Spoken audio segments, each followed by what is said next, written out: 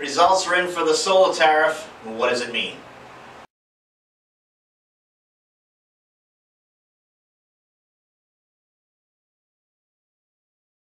Hey everyone, another episode of Solar TV brought to you by those of us at Solar Wolf Energy, and we've been getting messages, I've been getting texts, emails, Facebook, you name it, we're getting a lot of questions. So I thought I'd kind of make a short video on what this basically means, how it breaks down, what the math is, and the reasoning for it. So we'll take it right back to where this started.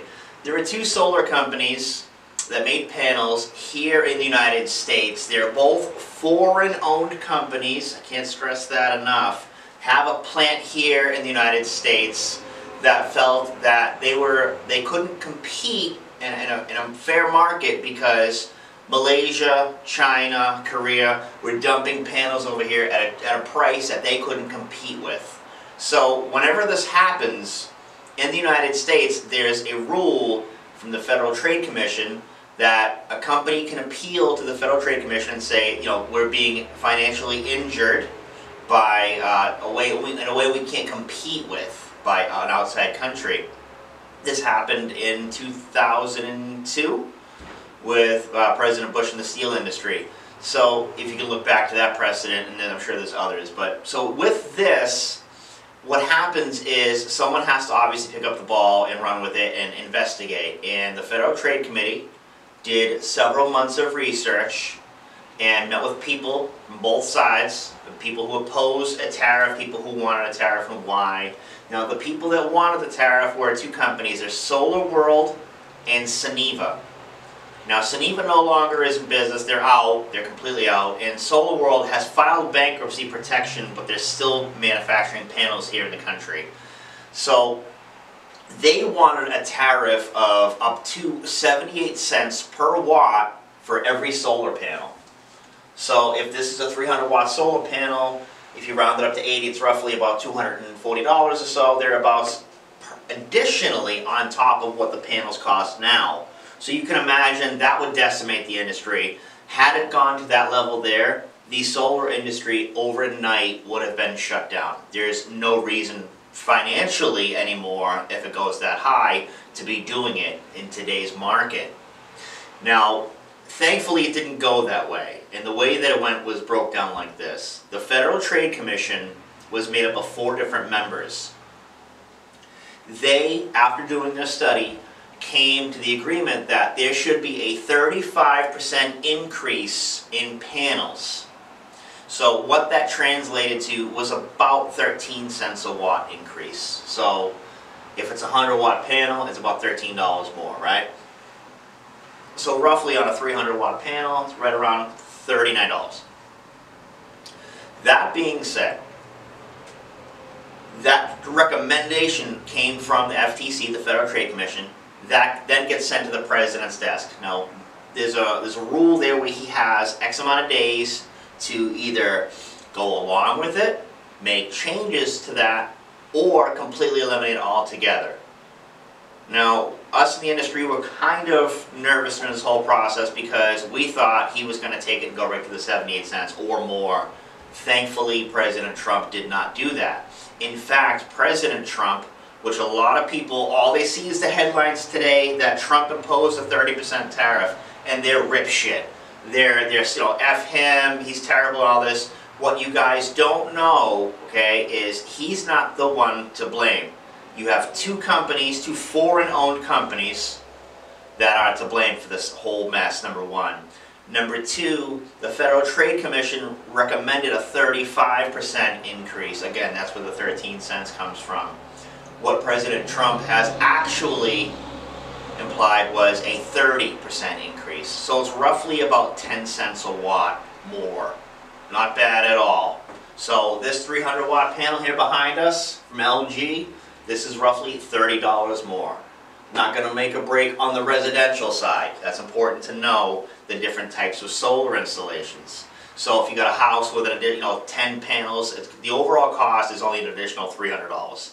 That's really not going to make or break the thing, the deal, whatever, in the course of someone paying their electric bill for 20 years. Nobody's ever going to feel that, both the solar company or the homeowner.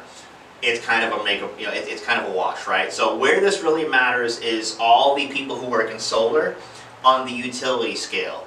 Now these are the people that if you've ever been driving down the highway and you see like a large solar farm, things of that nature, that's when it matters, because to put in 6,000, 18,000 solar panels at $30 a panel more, that's a significant cost increase, okay? And we're talking millions, in some cases tens of millions of dollars for some of these solar farms. That's a make or break deal. That's not going to happen now. So there's going to be some projects that are going to be pulled off and not done because of that, which means there are going to be some people laid off. Now, SEIA, the organization that's fought on our behalf to oppose these tariffs, puts that number at 26,000. I don't think it's that many. I think it's around 5,000 to 10,000. I don't think it's roughly 10% of solar installations, solar installers in America. I don't think it's going to be that high. I think a lot of these people are going to migrate into other solar areas as well. Some vertical integration, maybe into residential, some into commercial side of things. I don't think the job's going to be lost. I think a lot of them are just going to be transferred into other areas. Now, there's other sides to this as well. One of them being that the residential markets that either no longer or have not had incentives, markets like Texas, right? Markets like Florida, there's no state incentive to go solar. All you have for a financial incentive are the federal mandate ones, which is a 30% ITC, which is the investment tax credit. That's all you have. This now makes it even more difficult, especially in places like Texas and Florida. And keep in mind, we love Texas. We have an office down there. We love Texans. We have a great time down there. The Texas people show us a lot of love. They're a great group of people, very respectful, and they're on the verge. They're getting the solar market. They're growing down there. So we love Texas. Florida, we have customers down there as well. We're no longer currently today in Florida, but we do have some customers down there, and we're very appreciative of those two. I'd like to say that. But those two states in particular, the cost of power is very cheap already in comparison to places like Hawaii, Jersey, Massachusetts, Connecticut, the areas where there's a lot of affluence. The power cost is more too, right?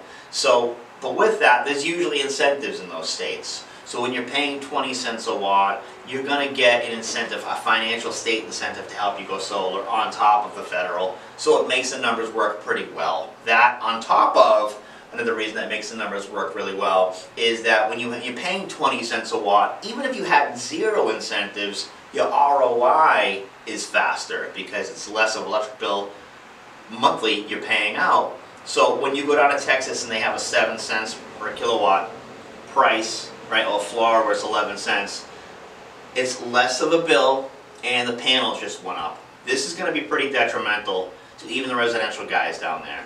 So it's going to be interesting to see what that all means and how this plays out.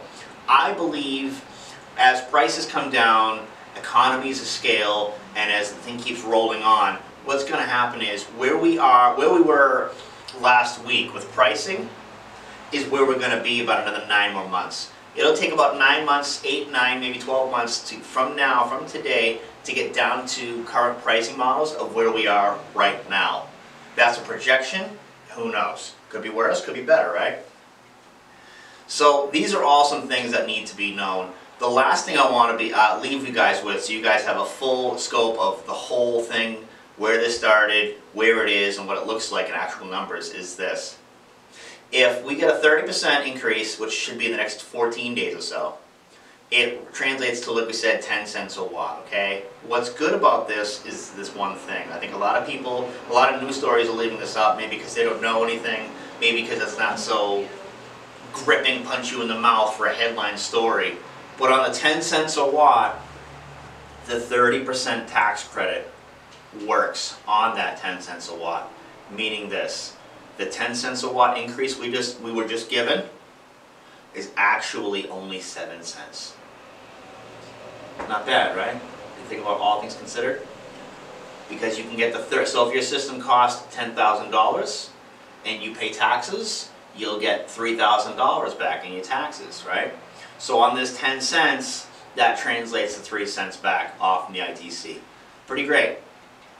So states like Massachusetts, Rhode Island, New Jersey, places in the upper Northeast and the tri-state area that have pretty good state incentives on that level that couple nicely with the federal ones really shouldn't be too affected on the commercial residential side. It's the utility scale that's going to get hit.